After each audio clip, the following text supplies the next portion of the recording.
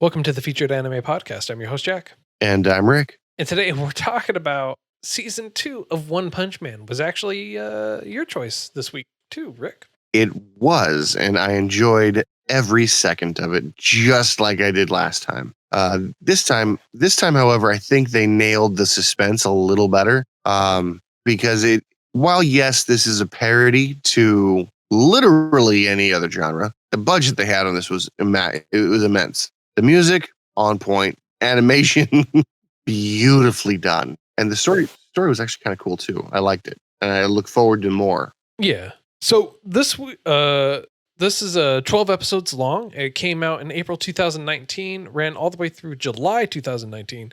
Producers for it are TV Tokyo, Good Smile Company, JR East Marketing and Communications, Bandai Namco, just to name a couple of them. And the studio for this is J.C.Staff, and the genres are action, sci-fi, comedy, parody, superpower, and supernatural. Okay, I can see how most of those went in there. I don't really know. I guess supernatural doesn't necessarily have to mean ghosts. So, and what's interesting is Madhouse was actually the studio for the first season, while JC was the studio for the second one. So you had a completely different studio working on it comparatively, which I think it really kind of shows.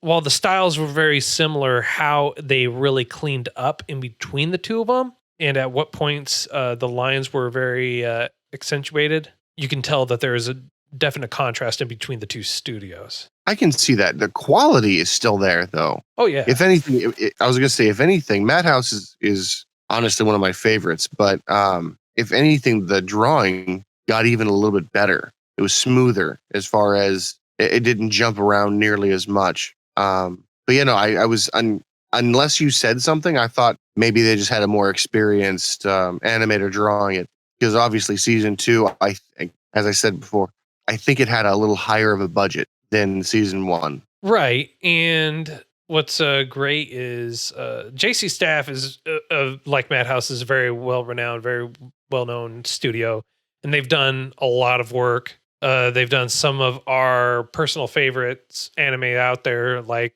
they've worked on Danmachi. Really? Yep. So they're doing season 3 for that. They've worked on Saki K, The Disastrous Life of Saki K.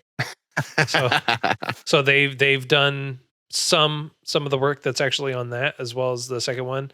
Food Wars. They've worked a little bit on Food Wars. Really? I wonder which season, because I've been waiting until the current season, I think it's season 4 or 5, is completely done so I can binge it. But that drawing style and story is parody into itself, but about food. I love every second of it. They've actually done a couple of seasons for it. Oh, not mad at the animation. Yeah, they also did Golden Time as well. So that's another one. That's another one of your favorites.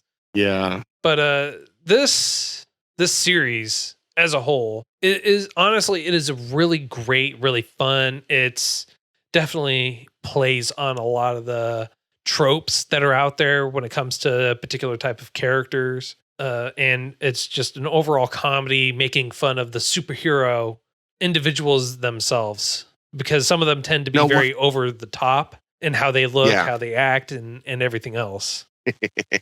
And in this season, we get to find out what Saitama's hero name is going to be. And you figure Bang has Silver Fang, and you've got a guy named the Atomic Samurai, and you have just amazing names. So Gino gets Demon Cyborg. Yeah, like just amazing, strong, fearful name.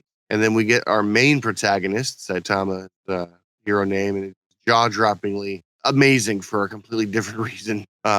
He gets the Caped Baldy. Yeah, which it's wonderful. I mean, he is exactly that, though. He is the Caped Baldy. Never fear, Cape Baldy is here. Yeah, it doesn't quite ring as awe-inspiring. Save me, Caped Baldy. You're probably just making him upset more than anything else. Exactly. Good Lord. Now, the the difference between season 2 and season 1, the biggest that I think is out there, is the fact that season 2 has a lot more world building than I was expecting. Obviously, I watched it before, but bringing back to when I first watched it, the world building and the eventual bad guy, I'm hoping into season 3 when it comes out, is done really well. For instance, Saitama rose through the ranks of C all the way into B, right? Yeah. And he's rising through the ranks fairly quickly as well again, and find out that it's not just a ranking system. It's not just a every person for themselves kind of thing. It's you've got your own little factions, essentially weak people grouping together for survival. Well, it's not even just that. It's some people do that, while others, they feel like, they're not given the the deserved spotlight. And this is also shown like towards the end as well, where they're saying we're just as good as these S class guys over here. We don't need them. All these other guys are really great. And then you They're really, really not. yeah, you really see the contrast in power, skill, and everything else in between even the A ranks and B ranks versus an S class rank. You just see the massive differences in between the two of them, and it's not just shown one time. It's shown every single time. When you have the S and the anything lower than that, they're side by side, you could just see the massive power difference in between the two. Now, a part of it makes me think that it is a pseudo effect, meaning your renown, how your name gets around, has just as much to do with how strong you are. A big fat, for instance, is our very favorite, very interesting, in my opinion, hero, King. Yeah. Now, King is awesome. And King honestly has never fought anyone ever, yeah, which is just even better, which just shows like, hey, mistakes happen. And oh, big time, bigly. And the only reason why King's even at the S rank 7 that he is because of Saitama, actually. Yep, Saitama and severe misunderstandings. So King's biggest defining feature is 3 scratch marks over his left eye. And so how much, I'm kind of curious, how much do you know about King? Did you do any additional reading or any in-depth research into that particular character?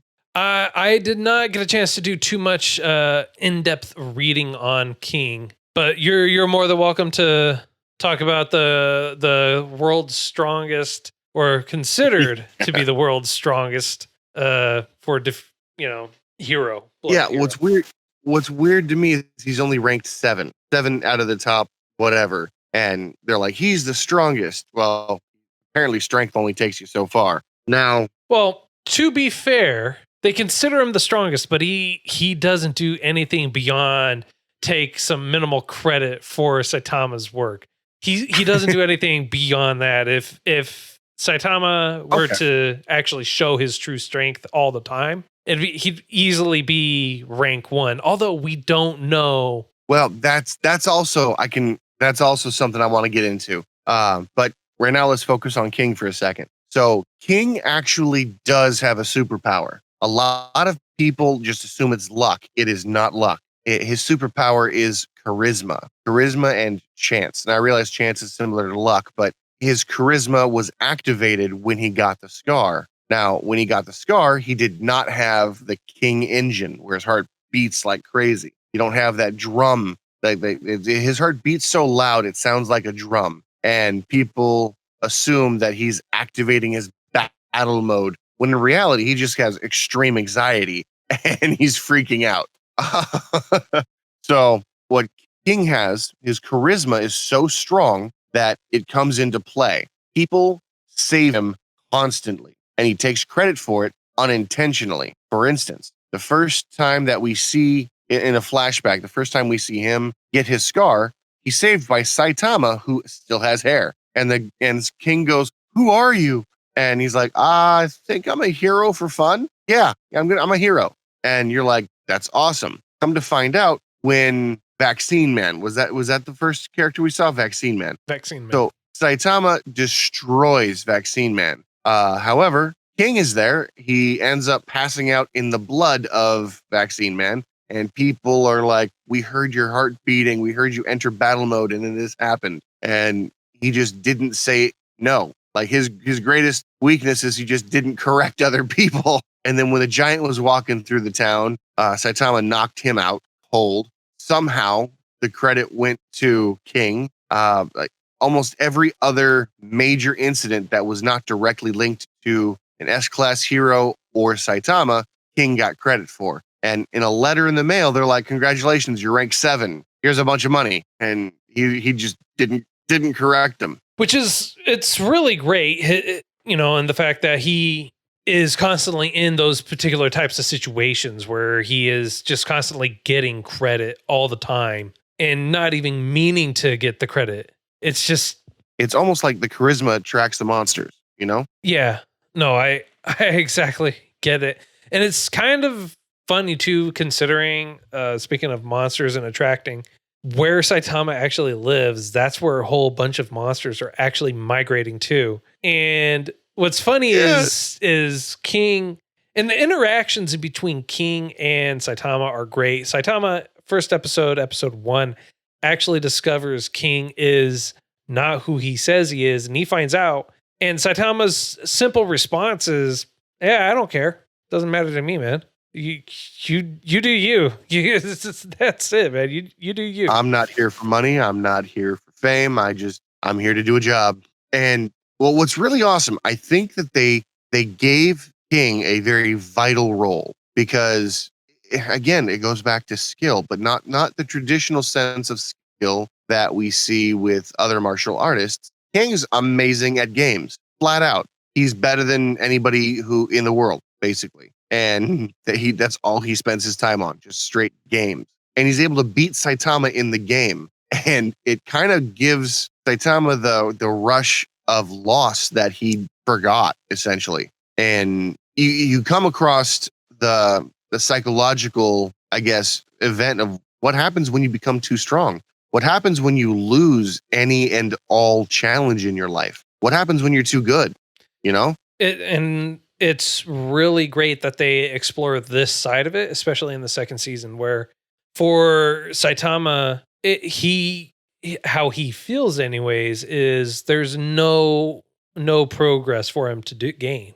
He can't progress anymore. He can't get stronger, better, or anything like that. And while the video games do give him that sense of anger or sense of loss that he can't get anymore. What's really great, and King basically does to Saitama what Saitama did to Genosis, which is spout some crap that he read and pass it off as knowledge. And then he's like, "Man, you're actually really great. Thanks for imparting that wonderful knowledge from me." King actually got some great knowledge. Manga.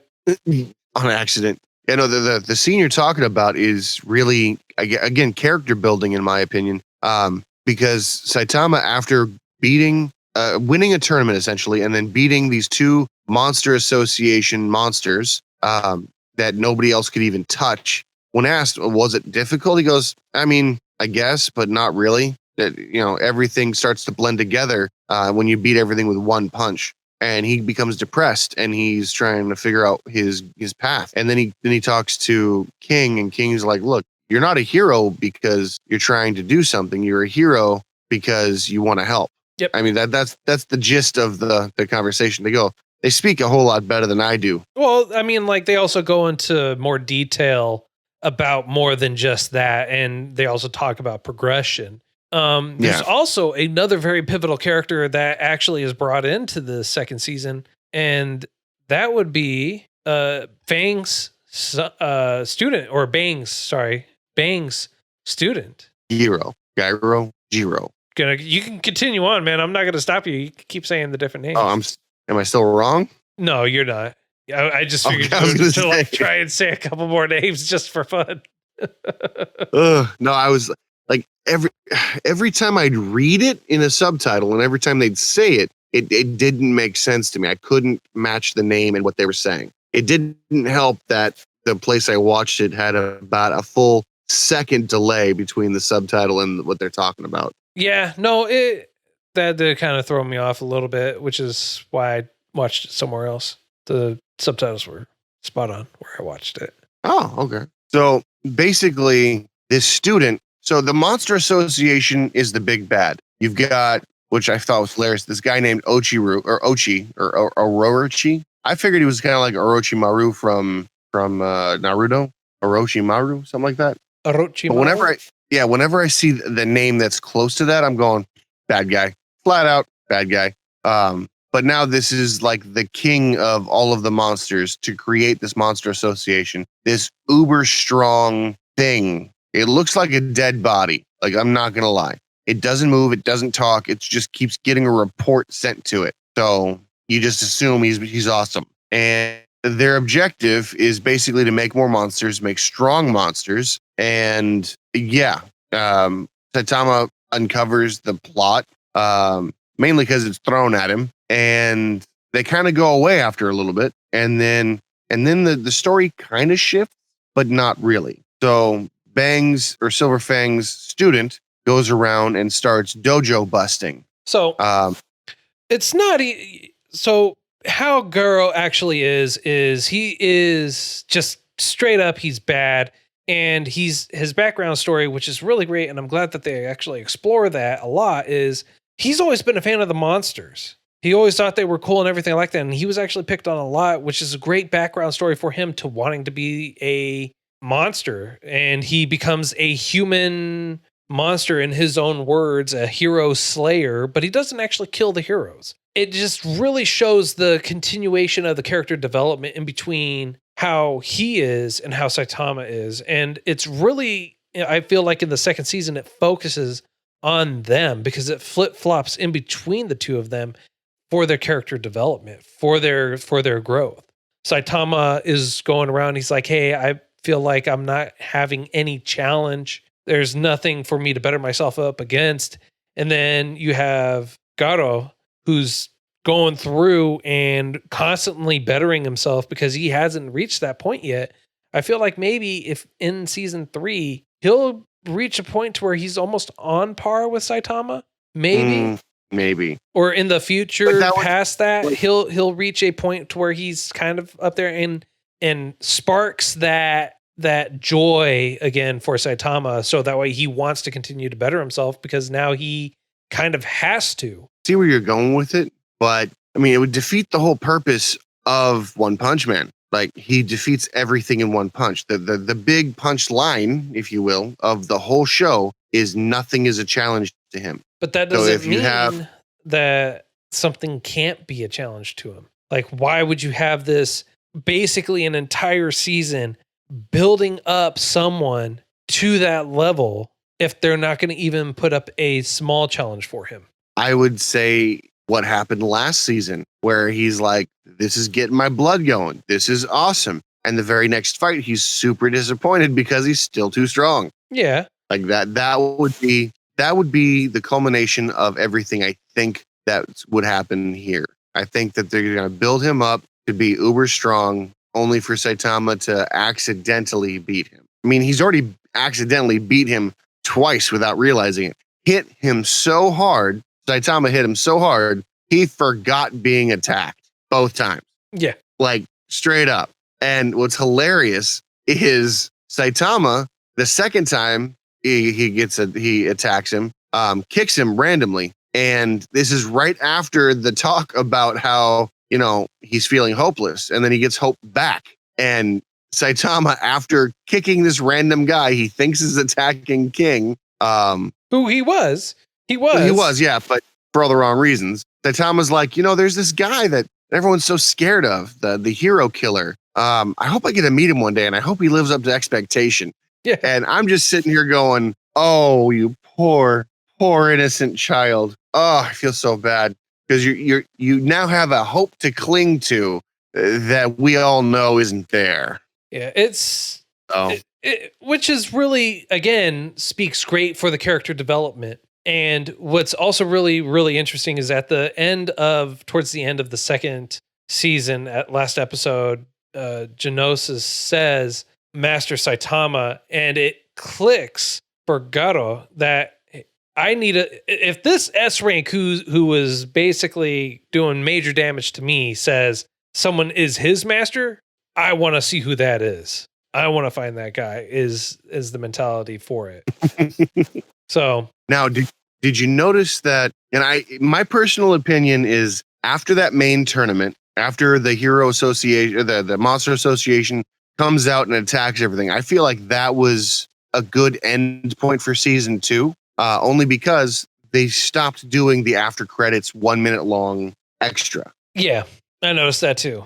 I was looking forward to it, and they're like, "Oh, it's over. Okay, next episode, I guess." Yeah, and I still stayed through, watched it all the way through the end, just hoping. But it was. Oh yeah. But what did you think about Silver Fang and his brother's attack? The combination attack. I thought that was actually really cool. It was very well done. It was awesome. It was epic. It's just saying it didn't work and just basically did nothing. And then obviously you have Saitama show up and just is pissed off from having lost so many games to King, just needed to let off a little steam and killed obviously that giant Centaurio or centipede that was ranked dragon that even the number 1 S rank guy had issues with. Well, no, see, they didn't necessarily have issues with him. So rank number 1 is Blast. I don't think we're ever going to actually meet Blast. I don't think we're ever supposed to meet Blast. However, Blast and the centipede guy had a fight not too long ago, and Blast kind of humiliated the centipede guy. So when King on a microphone started screaming, "Hey, I've got Blast right here," I was really hoping that Saitama actually was Blast. You know what I mean? Yeah. But after all my reading, that's not the case. But one punch, he's like serious punch. Well, I mean, you could obviously tell that Saitama wasn't Blast because you have to be met by the Hero Association. They would have instantly known that Blast was Saitama. Well, yeah, but the dress was the same, the attire was the same, the power seemed to be the same. A little spoiler for future. I did read one chapter in the manga for I want to say season 3 or 4. Blast's kid comes around. So Blast is a real person. There is confirmation of that. Real person who had a kid. Yeah, we all know this. we all know he had a kid. We all know that he's a real person. Oh, he was a mysterious figure. When we first started watching this, when I first watched it, I assumed wrongly, because we found out he's a real person, that Blast was just the number 1 figurehead that everyone was chasing, because that was a trope in other anime where number 1 really didn't exist except as an idea to push everybody else onward. Oh, you're not as good as so-and-so. So-and-so would have done it better. So-and-so would have done it faster, to motivate everyone else to try to get up to that next level. You know what I mean? Yeah. So that's what I thought. I thought Blast was more of an idea than anything else, because why would Blast go away? What motivation when you're that strong would you go away? When obviously the Hero Association needed you to basically save the world, and you just don't show up, but everybody else is stepping up in your stead. That's kind of why I thought it was like that. There were a couple other people that didn't really show up, and there were some that just really didn't care. So it's not just him, it's everyone else. For Blast, from what we know, he's basically considered semi-retired or something like that, and that's about it. He just doesn't care. He has no motivation. Same thing with what's that one guy that remote controls his robots? I forget. It's number ranked. Death Knight. No, not Death Knight. Is it Death Knight? Thought it was. Either way, we all know who we're talking about. We know who we talking about. He basically doesn't. Never shows up. A keyboard warrior, so to speak. No, he. Oh no, it's not Drive Knight. No, I said Metal Knight. No, it's like Death Knight. I was wrong. It's Metal Knight, right? Yeah. He only cares if he gets to use his weapons. And if he can't use his weapons any way that he wants, then he really doesn't want anything to do with it. And it was basically said at the end of season 1 that he's like, hey, you know what? I said we should just nuke the area, but they only care about this, so I'm not going to waste my time. Y'all can go do whatever the hell you want to do. Yeah, when you get that strong, you're kind of, I would say, eccentric, but That's yeah. Either way, like I said, I thought Blast was fake, but I'm glad to see he's not. But yeah, I look forward to the next installment. I look forward to season 3 as well, and I mean, like they did a lot of foundation building in this one. I mean, like there was just no limit to the amount of foundation building and character building, and just basically laying the groundwork in season 2 for another season. I really liked. Looking back, I really liked Metal Bat's idea, even though like he had broken bones and torn ligaments and just had the crap kicked out of him. His fighting spirit never left, and he basically the stronger his will to win is, the stronger he becomes. So he's able to overcome these broken bones, these injuries and stuff like that. It reminds me a lot of. Have you ever seen Yu Yu Hakusho? Yes. All right. I think Kuwabara is the Yusuke Urameshi's best friend. Mm-hmm. He deals with the spirit sword.